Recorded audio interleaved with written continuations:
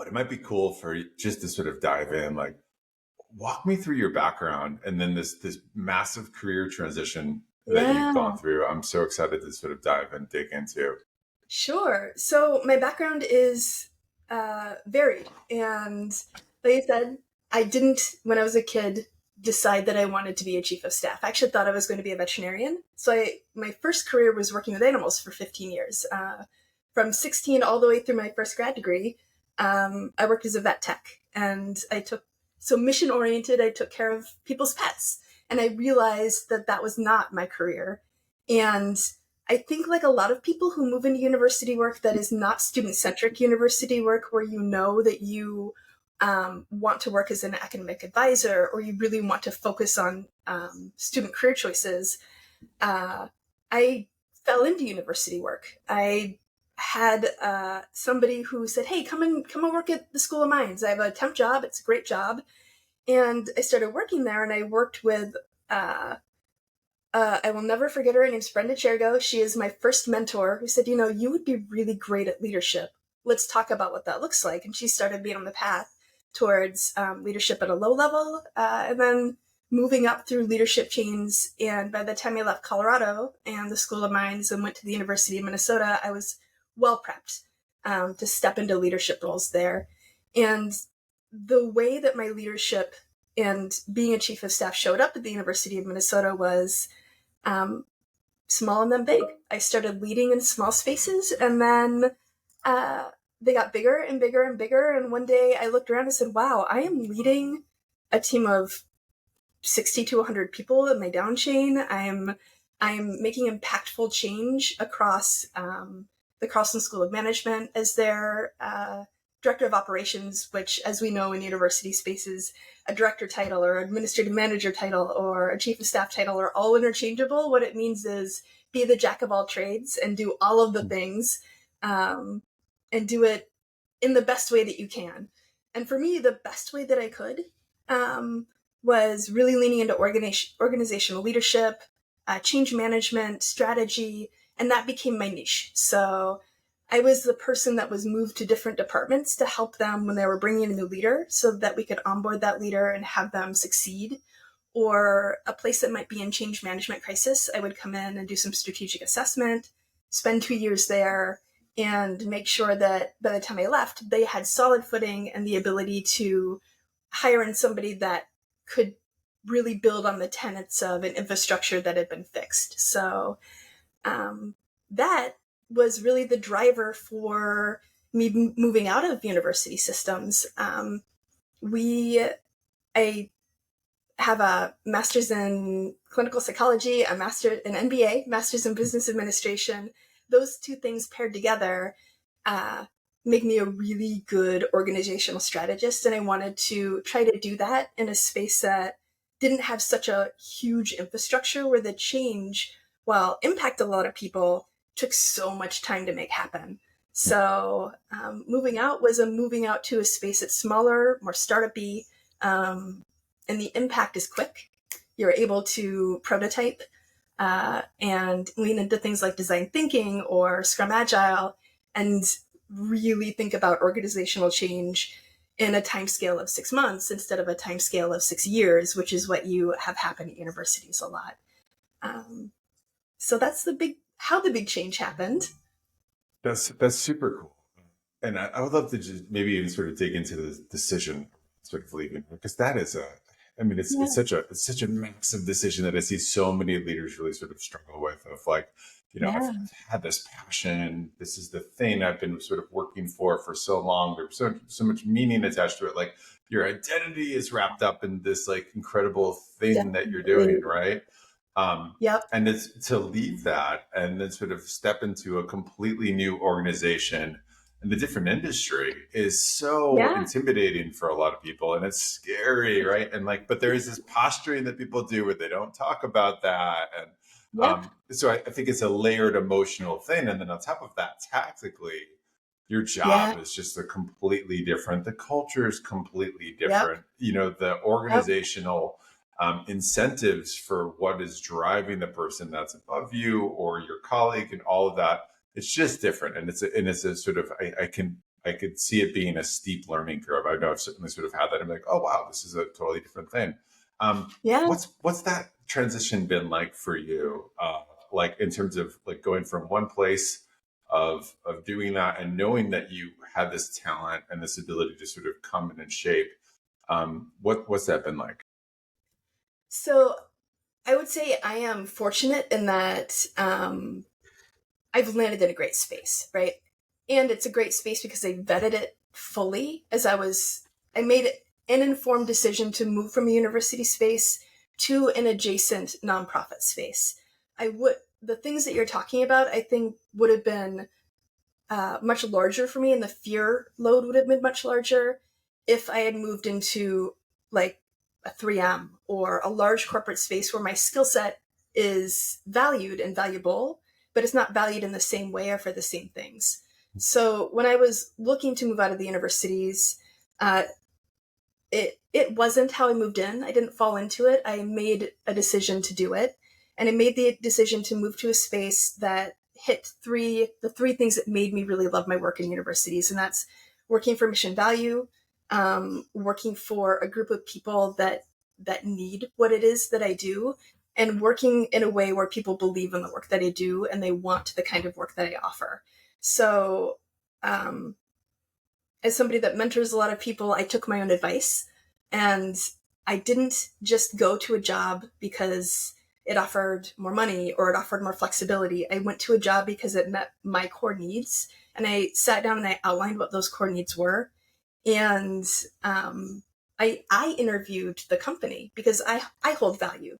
And Yeah. I made sure that when I went and sat down with the president and the CEO, I let them know what it is that I was looking for, what my value statement was. We work a lot in strength finders and DISC at the university in the way that we define, not that it should define who you are as a person, but it does help when you interact with other people, knowing what their top 5 are. And my top 5 are I'm learning, input, strategy, and collaboration and connection. So I gave them a one pager and said, this is how I show up. And if this doesn't work for you, then we're not going to work. Yeah. Let's have a conversation about that. So I approached my new leaders like I approached my current leaders. And that led to us having engaged conversations during the interview process and me feeling really solid about the place where I was moving. Did it remove all the fear? Heck no. I showed up my first day and went, man, I really hope that what I have to offer is what they need. Yeah. And the flip side of that is that if they didn't, I left my university on really awesome terms. I have a lot of great connections, a lot of people that believed in my move and want to know what it's like. And if this doesn't work, they want me to come and work with them again. So I think knowing that I have that safety net has also been really helpful. Yeah. There's so much smart, reflective work that you said there. Knowing your value, the types of questions that you're asking, even outlining the sort of the 3 things that you were really sort of looking for in that job.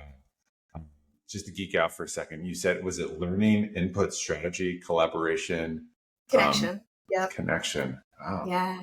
Yep. That totally maps to what I've learned about you in the last 10, 15 minutes. Yep. That's really I'm cool. kind of an open book when it comes to my leadership style. And I think it's not unfair for people to have to uncover it themselves. I think that it sets people back a step when they have to peel back layers and get through, and this perhaps might be university work as well. I show up as who I am. I'm as authentic as I can possibly be in any space that I come into. And I tell people that I'm very direct, a name that I come from Colorado, and that directness, especially in Minnesota, as I was learning how to be a leader, it was a bit abrasive to people. So I found if I named, hey, I'm from Colorado, I know I look like a duck because I look like I come from Minnesota, right? But I'm not going to quack like that duck. And here's the things that are different about the way that I approach. That has been, as a leader, super helpful. And in this instance, moving out was super helpful. My leadership style is there, and it's not going to differ, save for learning how to do it better. And I think that's a really good caveat to strap on there, that growth and learning, that growth mindset is really important in this kind of leadership space, which is probably that quaternary fourth reason why I probably mean it's definitely the fourth reason I moved out. I want to learn outside of a university system, outside of the silos of true academic, go and read a research paper, sit down with an academic and talk about organizational leadership. I want to learn it and put it into practice outside of a university system and see what that's like. And I get to do that, which is amazingly exciting. That's super cool. And I mean, and the skill set that you have, I think is just so applicable in so many different ways. And again, just to sort of underscore, I really like how you're sort of being so thoughtful around the sort of mission critical piece of the why for you and how you're applying that. Yeah. How is the leading your team at Talley like different and similar to what you were doing prior at Minnesota? Sure. I think it's different in that a lot of the university level structures that exist do not exist out in the corporate space. So in my first couple of months, oh, really? Parts of my role were around, there's not a system that I am used to that makes sure somebody gets all of the agendas because you just give it to a person and it happens for a meeting, right? That's something that happens at a smaller scale and usually the leader is doing it. So the systems and structures being a little bit different, I think I am still in a space where it comes to expenditures where I'm in a university mindset. We're like, nope, we don't buy alcohol. We don't, we spend the least amount possible on things. So that's really different, that fiduciarily the responsibility lines are, well, let's make sure that we end up with money at the end of the year and that we're growing. And that's probably the third thing that's been a little bit different in this for-profit, nonprofit adjacent spaces. We are thinking about what our services are, not just in terms of how can we help students, how can we build a better mousetrap at the university system, what are the problems coming at us that we don't want to be reactive around.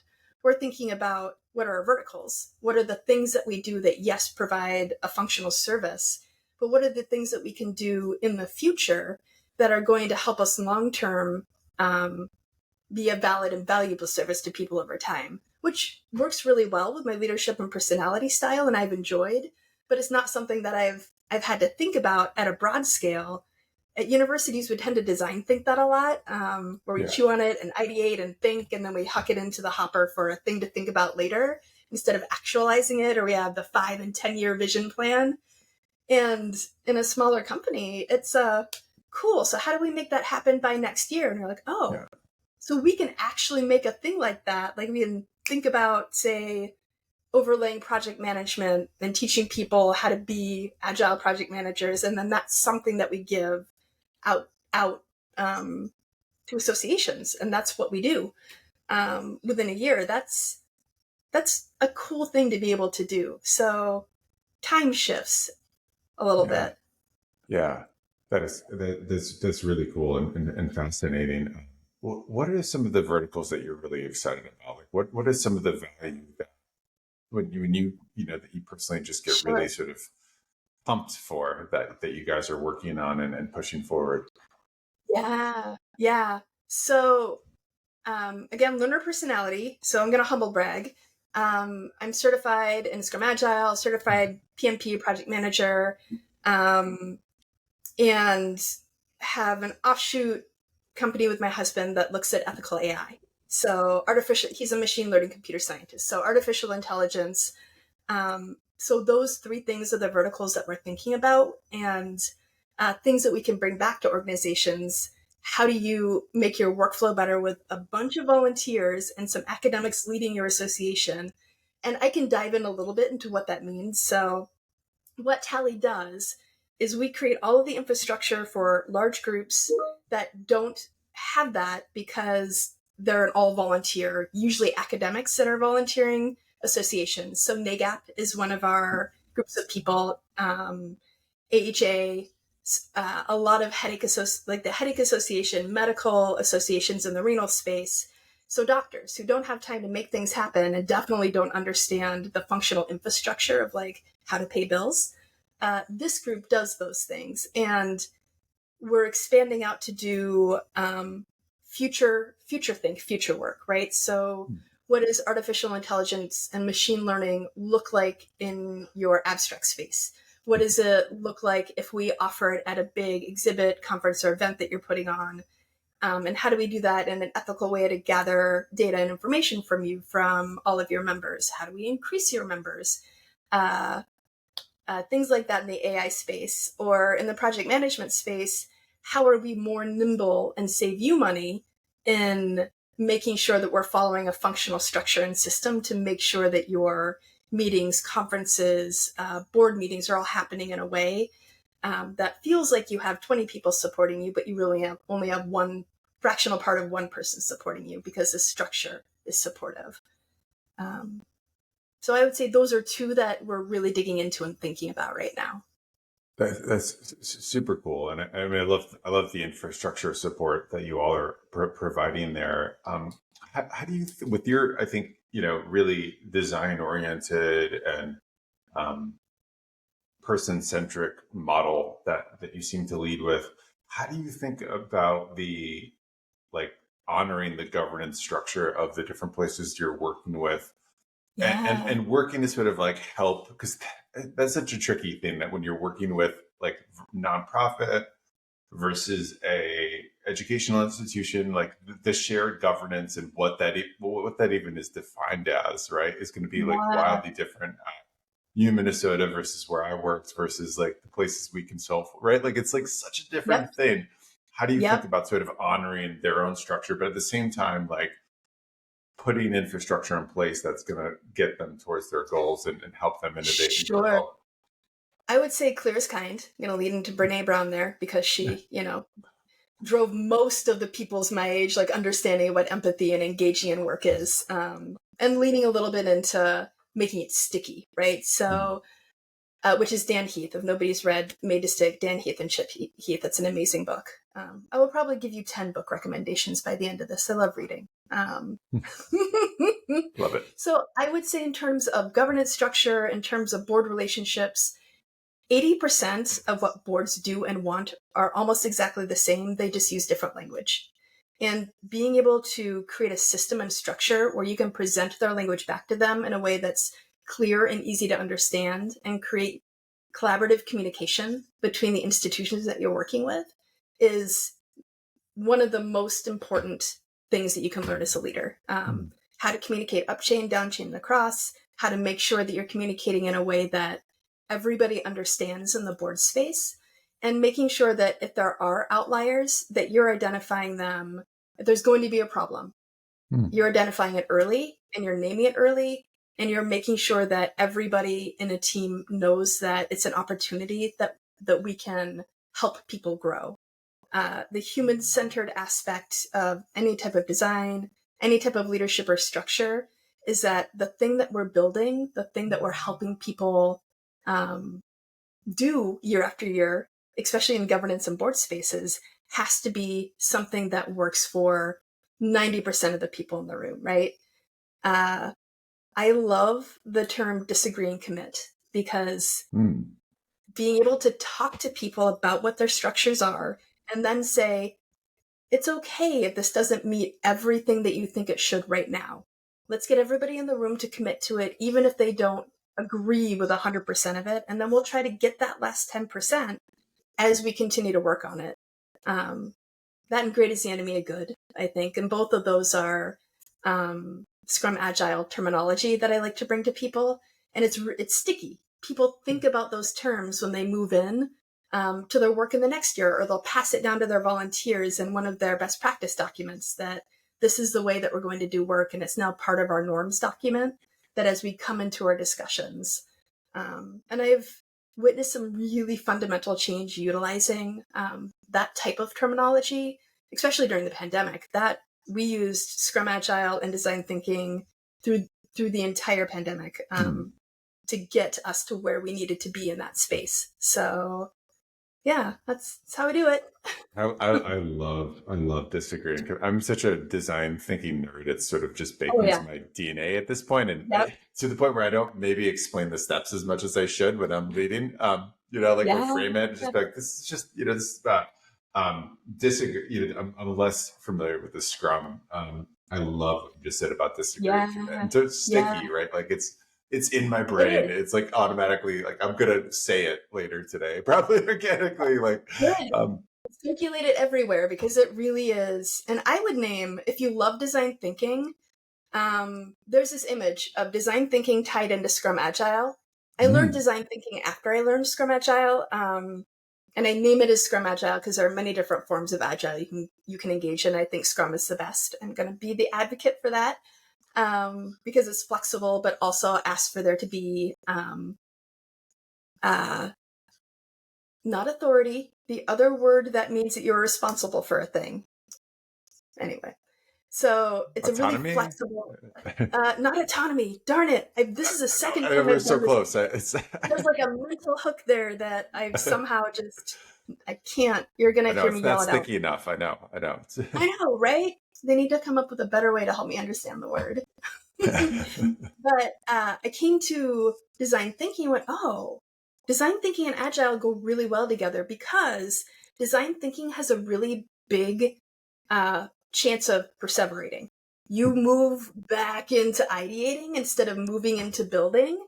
In Scrum Agile, I found if you put a break and say, okay, now we're going to build, that's your infrastructure of every 3 weeks, we're going to have a sprint, we're going to have report backs, we're going to set up this structure in a way that top chain knows what's going on, down chain is protected and builds.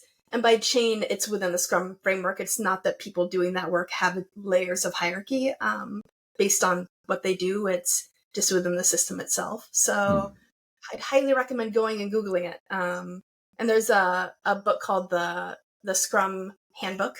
I can't remember who wrote it. I'll send you the name after and the author that really talks about this interfacing that I have found in my own work. I'll bring people in. In fact, I was talking about a retreat that I just came back from. I led the retreat in a design thinking way. We went through all of the steps of, okay, let's empathize. Let's come up with our problem statement. Let's ideate. And we're going to come out of that and we're going to build a backlog from all of the things that we talked about, which is Scrum Agile, about how we're going to get things done, right? So one is the dreaming, the other is the doing. So yeah. I'm the evangelist for those two things. Within an organizational context, I absolutely love the Scrum Edition. On top of it just adds these layers of like non-complexity but structure to sort of Yep. to guide the ship in the right kind of direction Yes. and build in perhaps maybe some more accountability measures. Accountability. That's the word. It was the word. Okay, I Yep. was like. I was reaching for it, but I was like, no, I don't. Yeah. Yep. That So close. perfect mix of accountability and individuality, autonomy to Yeah. do your work, Yeah. which I love. It is. I have led 6 transformations, organizational transformations at the University of Minnesota and now at Talley, beginning to lead my 6th. 5 out of 5 times I've used that methodology of design thinking and Scrum Agile, and 5 out of 5 times we've made it happen with little attrition of staff, of people, lots of buy-in across faculty, staff, up chain and down chain, and metrics that we were able to hit that were predefined by the people who are in the room, which is really important because you can celebrate those things that you hit, right? Hey, these are my milestones. We're going to hit them. It might be 30 days after we say we're going to, or 6 months after, but we will hit them. And there's a report back structure built in where people know that you're hitting them. It's transparent. It's just a great system. So Yeah. I love that. How is we were talking about this a little bit before, but how's your leadership style evolved, especially post pandemic, right? Because I look at these amazing jobs that you've had, the growth that you've had going from vet tech to stepping into leadership roles at Minds, and then sort of continue to like climb that ladder in terms of sort of operations and oversight before you're eventually overseeing 60 plus people, right? Like big changes. Yeah.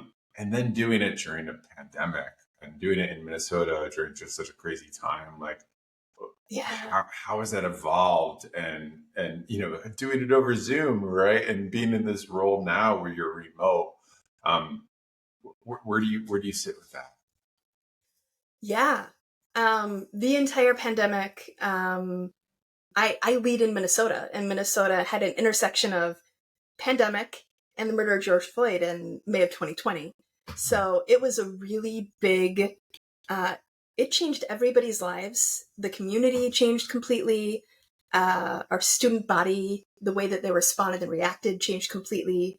Our staff and their mental health was something that we started to really consider. Um, I sat in a unique space in that while we had the pandemic going on, we had the murder of George Floyd, and I shifted from a student-facing functional role. And then once the pandemic was cooling down, we're all still wearing masks. I moved into a medical space Mm. where they were 5 steps behind where we were in the academic space, where we had a lot of burned out doctors. I moved into the GI/respiratory space, Yeah. so a lot of burned out doctors that watched the entire cycle of um, of the pandemic, not being able to get what they needed to be able to save people, not being able to save people, um, burning out themselves. Many providers just leaving the space because they felt like they could not serve in the way that they wanted and needed to be able to serve. So my leadership had many stages of development through that 3 to 4 year period. In the beginning, it was learning how to be, I mean, we went overnight from in person serving students to, okay, how are we going to get all of our stuff remote? It was very operational and tactical with the added layer of how do we make sure we're meeting student needs, which really taught me how to understand resiliency and understand resiliency at different layers with my staff, with our faculty, with our student body. And then once we felt like we had a handle on what we were doing in that space, murder of George Floyd and the entire world erupted around us.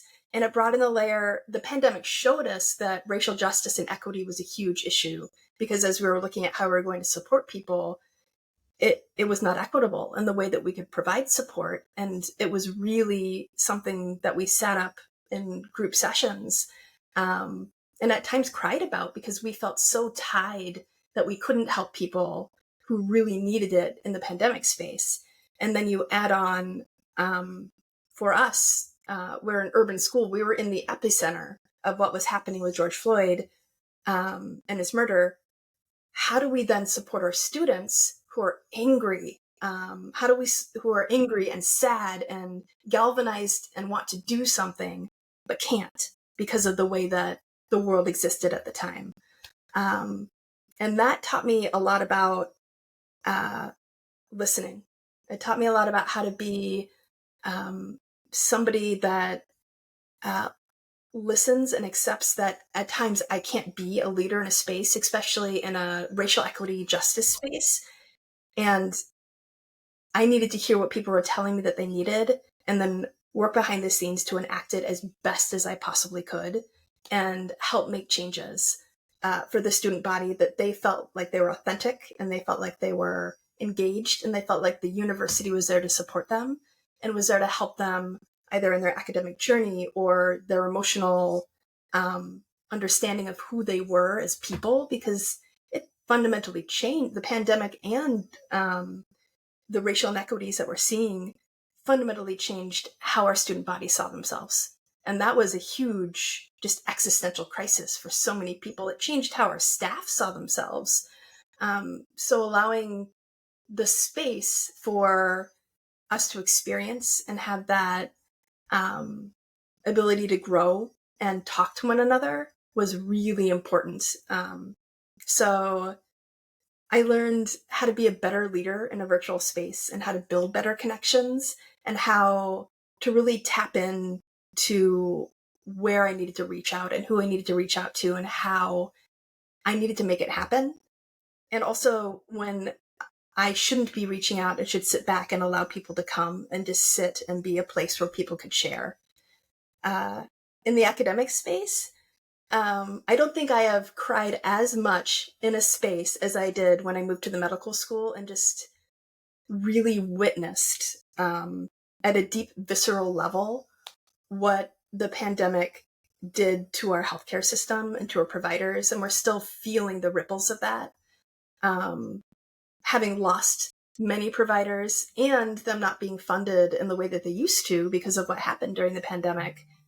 There are a lot of layers in the healthcare system around how hard our doctors are working and how many hours they're putting in, and their mental health. And it really brought light to the mental health aspect of not just our current working providers, but also our fellows who were in the soup, working 18-hour shifts as students and not having the experience of working for 10 years to be able to understand the emotions that they were having, understanding where to go for support. So the academic medical space was difficult. And as a leader there was less that I could do because a healthcare system is its own silo of work, right? There's an academic system and a healthcare system. I was on the academic side. I just supported as much as I possibly could, and at times sat there and let people cry in my office. Cried with them. That's where we were. And it reframed. Yeah. I would say my greatest learning, and one that perhaps sounds a bit glib, but when I come out and I think about problems, I think, my friend, we can solve this. There are problems that can't be solved that I have sat in that crisis and I have watched people die. This problem, this is something that we can take care of. So I remain calmer now in crisis situations because it could be way worse. That's incredibly well said. Yeah. I appreciate you sharing those pieces. Emotionally taxing because I'm having like just tiny glimpses into the healthcare system myself. And seeing pieces of friends and family, direct care providers, my God. I mean, like an absolutely crazy thing, which kind of got me thinking to this next question. And like, this is something that as a leader, like I know that during sort of times of panic, I struggled with, right? Like if you're engaging in that empathy and you're sort of feeling the feelings of everybody around you, how do you sort of separate that from that sort of like higher level, second, third order thinking that you need as a leader? And this is like something I saw that was, I thought, just so inherent to sort of humans in crisis, where I saw brilliant people engaging in a level of groupthink that I hadn't experienced quite like that before. People I deeply respected, people that were brilliant in so many sort of ways, including people that were sort of subject matter experts or subject matter adjacent experts in these different areas of sort of health. And when, in informing ways where you could almost sort of like feel this sort of group panic coming. And how did you sort of think about that sort of like that pull between the two? Yeah, it's hard. Bias is real, right? Groupthink is real. Wanting to lean into just making a decision versus really deeply thinking about a decision. And then in the crisis space, that can be really difficult. I think a lot of my learnings happened after the fact. I will own that we didn't make the right decisions every single time. But when we did make the right decisions, we can reflect back and retrospectively learn. When we'll use the pandemic as an example, when we fixed the students are going to be fully remote. We need to get technology in place. We need to do it really quickly. We need to make sure that we change all of our curriculum so it can be online curriculum. We did that in the same way for every single teacher in every single class, for every single student, and expected, even though we understand completely that learning styles are different and experiences of crisis are different for different groups of people, we still decided to implement, because it was easier, just a wholesale, everybody does it the same way approach, and set some hard boundaries around if you're in class or not as a student, if you get to graduate or not as a student. And we had a huge pushback on that. And in retrospect, as we sat down and broke down what didn't work, we learned from it. It doesn't answer your crisis question. I think you get better at crisis as you go through crisis. You develop that hook in the back of your head that says, oh, we had been here. And this thing is something that we didn't do right the last time. Let's take some time to sit and breathe, step away from each other, come back, or come to a different model where we all provide information and ideas, maybe asynchronously, so we're not all in the same room and saying, well, that person has the most power. Let's lean into what that person says, because that's what we should be doing, is that high-level leader in the room. I think my ability in crisis and my ability to call out things like bias has gotten a lot better in the last 5 years, simply because we did have to have layers of returning back to the same types of problems and the trailing edge of what they created. The pandemic, we're still dealing with. I mean, we have students who are coming into school now who are pandemic students, and they don't have the same level of learning and education that they need. And that's okay. I love that as a statement as well. That's okay. How do we fix it? Right? How do we make it better for those students? It doesn't mean that we say, oh, well, I guess they're just not going to understand math for their entire lives. It means we have to change the curriculum. It means that when they're coming in, we say, okay, for now, we need to really beef up our offerings in that space and make sure that our students are coming in and learning what they need. I think we did a great job. University of Minnesota still is and was one of the first leading edge groups that said, okay, we're not going to use standardized testing to accept people into our programs anymore. Yeah. And we're not going to utilize grade point average as one of our top data point. We still utilize it as a data point, but we are smart, engaged humans, and we have the ability to read letters, right? Mm-hmm. So we started leading into letters of, this is why I want to be here, letters of recommendation, additional letters talking about COVID. And I'll name, we have an amazingly brilliant group of people who are coming out of college now and thinking in such an innovative and creative way, because they are not the people that we were bringing in 4 years before based on, well, you have 800 and 800 on your, you are a phenomenally smart individual. We leaned into competencies, right? You can be smart in many different ways. Mm-hmm. You can love data, but not be a mathematician. I'll name that I love data, but I lean into my husband, who's a pure mathematician, to do the math and help me understand if my trends and my forecasting are accurate. And at times I'm more creative than he is, because he just wants to give me pure numbers, right? And I want to think about those numbers in a different way. And I see that trend with the students that we have coming out, moving into what are our post-pandemic world, into those math and computer science spaces. It's pretty cool. It's awesome to see.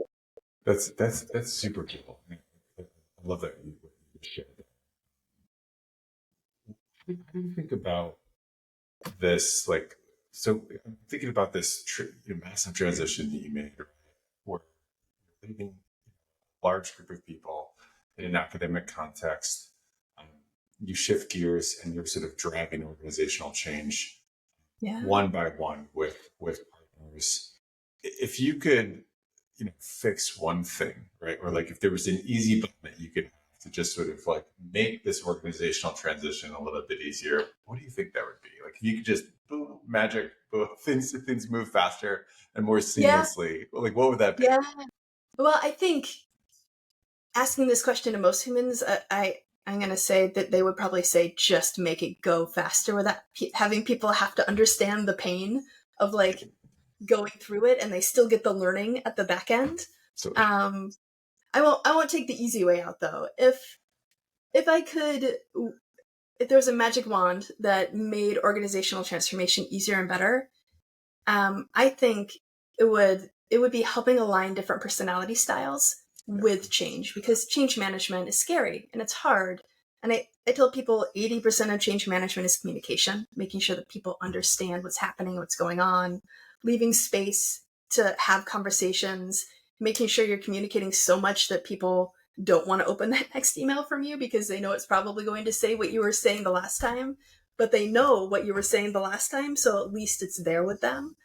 And we can gather as many metrics as we want to know that people have heard, they've ingested what you've said, but there's no metric that we can gather to make sure that people are okay with what it is that you're saying, and that we are doing it in the right way and meeting what I would want is 100% of people, that we bring all of the people that want to along with us, right? And we convince the people that don't want to that what we're doing is the best thing that we can do for them and for a company.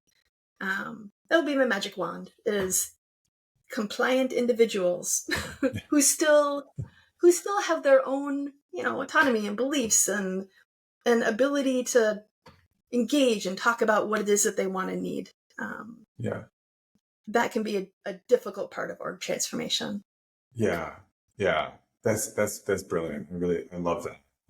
What about you personally? Where do you feel the biggest pinch, right? In terms of sort of like stepping in and having to sort of be the leader, transform organizations to an extent, put in this structure. Like, where do you just personally just feel like, wow, this is a pain point, or this is trickier than I thought, or whatever it is? I think for any new leader, having people trust that what you know is going to help them. Because usually you come into organizational transformation and they're stuck in a cycle. People are stuck in a cycle of what they used to know. And they know that what they have isn't working. They can look at their metrics at a university or a space that isn't university centric. They know cognitively, this is not right. We're not hitting our metrics, where our student numbers are going down, or our curriculum isn't right, or we're hemorrhaging money, in a really extreme case. But it's comfortable, and change isn't comfortable.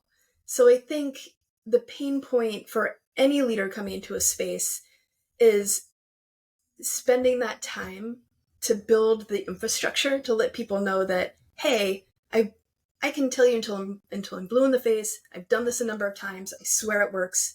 But building the trust that people actually see that it's the right thing, that every single time is a pain point. I tell people I walk into transformations, and if I'm not scared, then I'm not doing it right.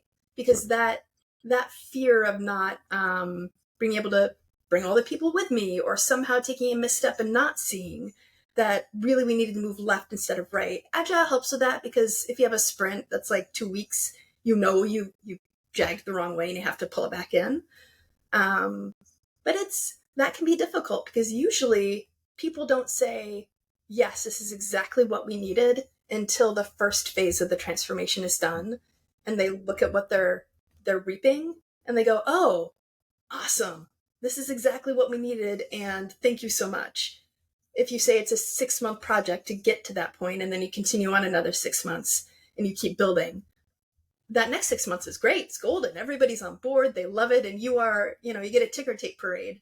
The first 6 months, it's a whole lot of grind and a whole lot of trying to wear a lot of different hats and answer a lot of differing questions from different leaders about how something's going to work, or why you think it's going to work better than the thing that they are really emotionally invested in because they put it into place 10 years ago. And they want to see that carry through because legacy is important to them, or ownership is important to them, or change is hard for them. That takes time. So I think that leads into the compliant part of it, is that is an emotional burden to carry. And if you're already putting a lot of your emotional and mental energy into, okay, what do the next 6 months look like? What do we need to hit to make these things happen? And you're the person making it happen. It can be difficult and rewarding. I wouldn't do it if I didn't love it, but I think that it's good to name it, right? Because I assume a lot of leaders in the space have these same types of feelings and emotions and responses to leadership, and how people respond to them. And they don't name it, or they don't have somebody in a public forum saying, hey, it's okay to be vulnerable.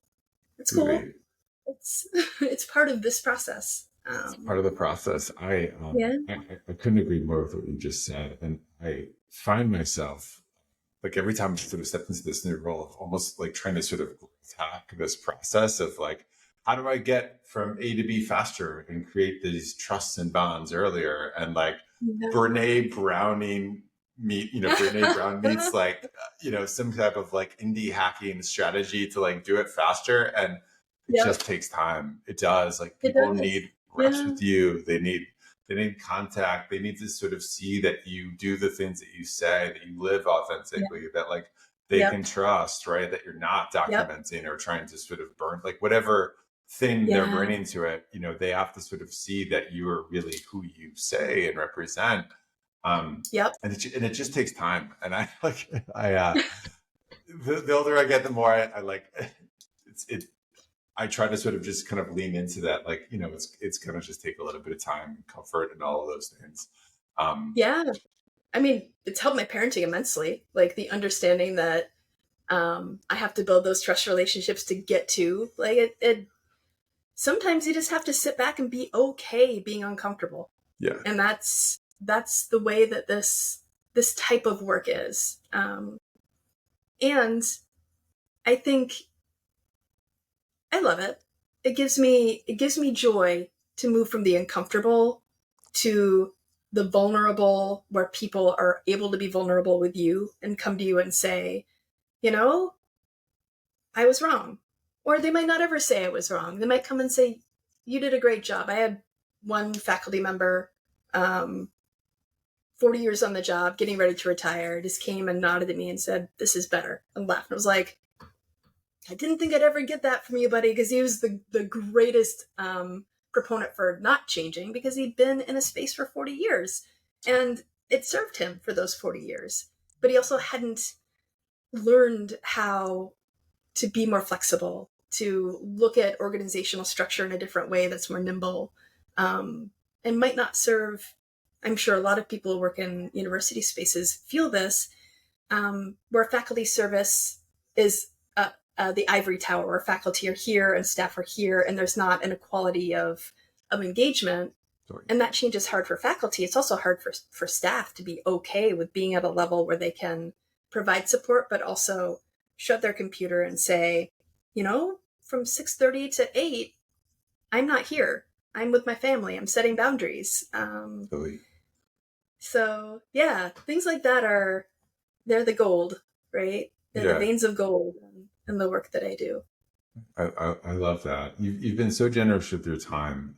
Maybe just as a closing question, like what are you really excited about? You mentioned AI, you mentioned this incredible work that you're doing. When you project out 5-10 years and you're thinking about your career, what are the things that you're really excited about tackling or thinking through or trying to sort of contribute to the larger mission that you're working through? Yeah, I mean, I'm going to lean back into the ethical. Yeah, I'll lean back into the ethical use of AI. I really think in every space it will be integrated. And I think this is part of that not being afraid, learning, understanding. I'm a proponent for AI because I feel like large language models, machine learning, computer vision, these are things that have been around for a really long time. Now they are things that are easily accessible. And what does the world look like with something that's easily accessible and something that we can use to make our lives better and easier? When people come to me afraid, because this happened in the university space often, what are we going to do about students using ChatGPT to write their papers? Like, have you looked at a paper written by ChatGPT? You will know immediately that has happened. How do we teach them how to use it ethically to come up with ideas and then put it into their own words is the question that you should be asking. Just like when I was a kid, I mean, we didn't have the internet when I was in high school, right? Like, and then it became ubiquitous and you didn't have to go to the library anymore to check out a book. So these types of functional forward-looking understandings about what do large data sets look like? What do large language models look like? How do they make our business life and our work life better? And how do we do it in a way that is engaged, where people feel like they are supported, and not fearful? Because, I don't know, with any technological change, fear is a part of it. It is. Yes, some jobs will change, right? Like pharmacists, sorry, y'all, a computer's much better at telling me what drugs I need to take. But we know that. There still needs to be a level of human interaction where somebody comes and talks to you about, do you feel comfortable with this? I think it'll change us to a more human-centered, engaged society where we're using our time to do this, to have conversations about what makes us excited about what we do and what does technology do to help us get there, versus task rabbits that are sticking data into a system because it can't do it itself. So yeah, that's what I'm really excited about, how that's going to change and shape the world. Yeah, I am too. And I could talk for a very long time about AI and really bore anybody that's listening. But I couldn't agree more with what you said. There's so many applications, and I think at the nonprofit level, a space that I've dug in a little bit, but there's relatively low hanging fruit in terms of the simple automations and onboarding. Yes. And increasingly, like, there's these really cool ChatGPT interfaces and API connections that, like, or non ChatGPT. I mean, there's Claude and a few others that have connect too, that just make for streamlined workflow on things that, like, you can get really creative outputs. It's a matter of knowing what you're asking the thing to do, right? And getting good at prompts and, like, design thinking it, right? You got to test, you got to iterate, and you got to figure out, like, if I say X, it's, and it's giving me Y, how do I sort of train it to sort of get tighter? And what am I asking, and what am I getting? But I couldn't agree more. It's exciting. Yeah. It's an exciting space. Yeah. We could have a whole nother show about AI and Totally. and how it really is going to be something that helps make our lives better, and make people more creative. I'm also a believer in UBI, the basic income index, that we should have that so people can be artists again. They can, go and think about how to do things that bring them joy. And I think AI falls into that, right? If you have a chatbot that's answering the question that you have 0.75 FTE answering for you throughout a year, what can that person do that brings them joy? Like, for me, that should always be the end question. If you are working, do something that makes you happy. And if this system can make more people happy in their work, that's pretty awesome. That's a great way to approach work and life.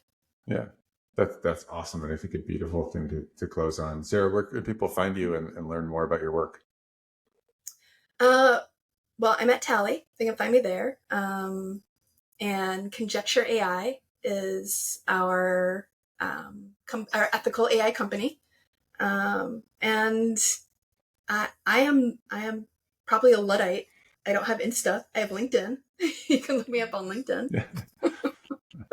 Awesome. So I'll go ahead and end it there.